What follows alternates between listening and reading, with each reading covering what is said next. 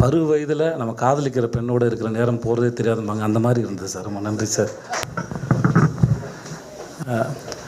முதல்ல இங்கே வந்திருக்கிற உங்கள் அத்தனை பேருக்கும் நன்றியும் வணக்கம். மந்திராலா சார் ஆரம்பிக்கும்போது இது ஒரு ஆச்சரியமான ஒரு கூட்டம்னு சொன்னார். அந்த ஆச்சரியம் அவர் பேச தொடங்கிலேருந்து ஆரம்பிச்சிச்சு நான் நினைக்கிறேன். ரொம்ப அற்புதமான ஒரு பேச்சு சார். நான் இங்கே வந்து வரவேற்புரை பேச தான் என்னை கூப்பிட்டுருந்தாங்க. நான் வரும்போது சரி ஓகே, ஒரு அட்டென்ஷனுக்கான ஒரு முகமாக தான் உள்ளே வந்தேன். வந்து கொஞ்ச நேரத்தில் நம்ம இங்கே இருக்க வேண்டிய ஆள் இல்லை, பார்வையாளர் இடத்துல இருக்க வேண்டிய ஆள்னு நான் நினச்சேன்.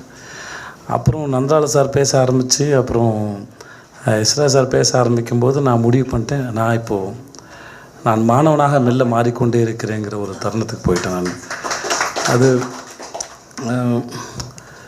வாழ்க்கையில் சில பேருக்கும் நமக்குமான உறவுகள் வந்து ஏதோ ஒரு காரணத்தினால ஒரு தொடர்பு வரேன். ஏன்னா நான் இதுவாக ஆகணும், எனக்கு இது வேணும்.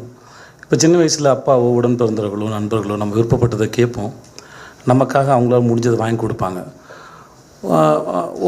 ஒரு வயசுக்கு அப்புறம் எதையாவது செய்யணும், இல்லை எதையாவது சாதிக்கணும், அதுக்கு ஏதாவது ஒரு அறிவு வேணும் அப்படின்னு தோணும்போது அதுக்கான ஆசான்கள் வந்து நம்ம வாழ்க்கையில் வந்து யாரோ ஒருத்தர் எங்கேருந்து ஒருத்தர் வந்து நம்மளோட அறிவு குளத்தில் ஒரு கல்லை போட்டு கொஞ்சம் கலங்கடிச்சிட்டு போவாங்க. அதுக்கப்புறம் அது கொஞ்சம் நேரத்தில் அது தெளிவு பெறும் நான் நம்புகிறேன்.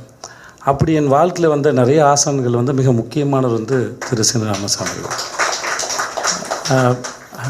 அந்த ஆசான் வந்து எனக்கு முதல்ல வாய்ப்பு கொடுத்து என்னை ஒரு ஹீரோவாக்குனதாக இருக்கட்டும், இன்றைக்கி என்னை மறுபடியும் இந்த கவிதை தொகுப்பு வெளியீட்டுக்கு என்னை கூப்பிட்டு வந்து செய்து கவிதை படுறா, அதில் நிறைய பர்ஸ்பெக்டிவ் இருக்குது, வாழ்க்கை புரியும் அப்படின்னு என்னை திரும்பவும் மாணவன் ஆக்கியிருக்காரு. அதுக்கு ரொம்ப நன்றி சார்.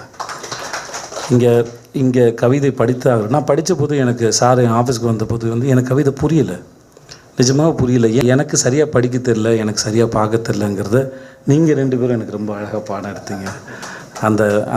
இந்த வகுப்பறையில் நான் ரொம்ப அற்புதமான இந்த நேரத்தை நான் செலவழித்தேன். பருவ வயதில் நம்ம காதலிக்கிற பெண்ணோடு இருக்கிற நேரம் போகிறதே தெரியாதும்பாங்க, அந்த மாதிரி இருந்தது சார். ரொம்ப நன்றி சார். மிக பிரமாதமான ஒரு ஸ்பீச் சார். நான் வந்து பிரார்த்தனை தீர்ந்து போகிறதுக்கு முன்னாடி கற்பூரம் கரைஞ்சிடக்கூடாதுன்னு ஏங்கிறது போல் எங்கிட்டே இருந்தேன் சார். நான் மிக பிரமாதமாக இருந்தது சார்.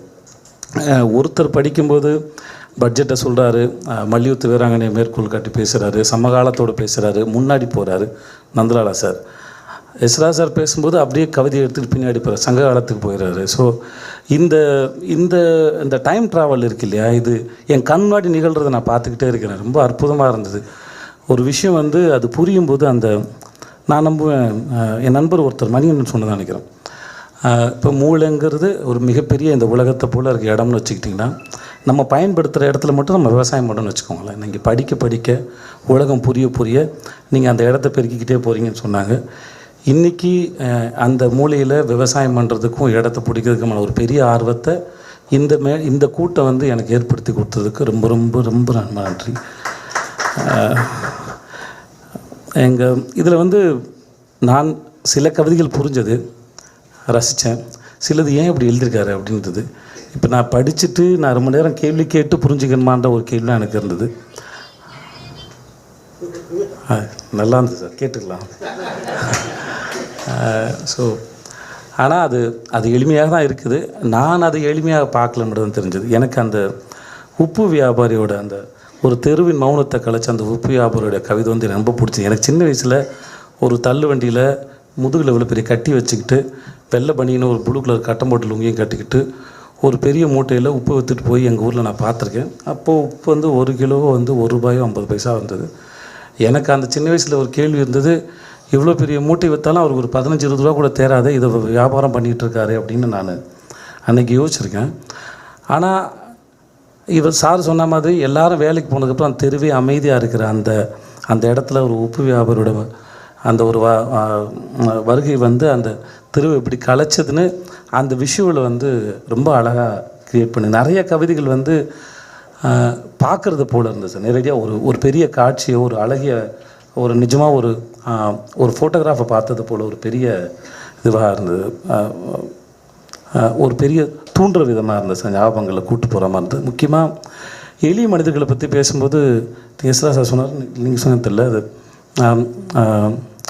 இந்த உலகம் சாரதா சொன்னீங்க, இந்த உலகம் சுற்றுறதுனால நம்ம இருக்கிறத போல் எளிய மனிதர்களால் தான் நம்ம இயங்குறோம்னு சொன்னது வந்து அது மிக அற்புதமான ஒரு speech sir. Thank you so much sir.